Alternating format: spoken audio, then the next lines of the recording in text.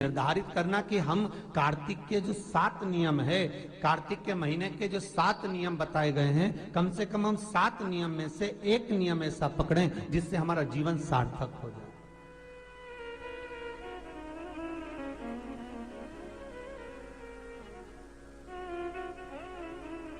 आप भले 7 नियम नहीं कर रहे कार्तिक के, भले एक नियम करो, पर वो नियम हमारा पूर्ण चलना चाहिए, उसकी नियम की पूर्णता पूर्ण होना चाहिए।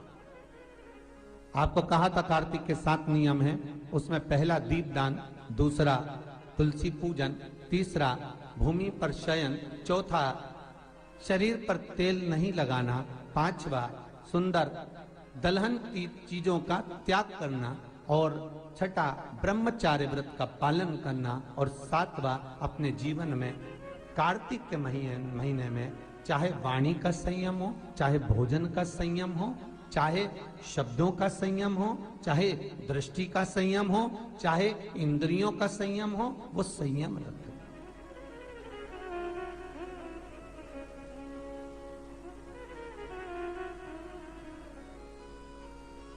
वो संयम धारण करना।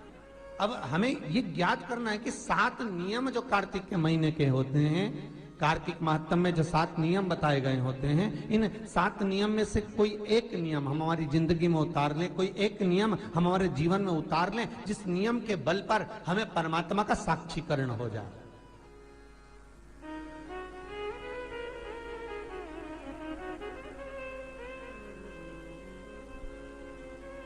कोई एक नियम।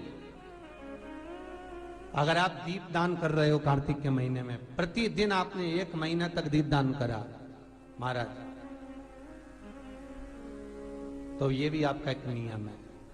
1 महीने तक आपने जो तुलसी में जल चढ़ाया, ये भी आपका नियम है। आपने अगर वाणी पर संयम रखा है, ये भी आपका नियम। महाराज एक बहुत सुंदर बात कार्तिक के माध्यम से लीजिएगा अपने जीवन में उतारने के लिए। कार्तिक के महीने का 7वां नियम याद रखना, संयम।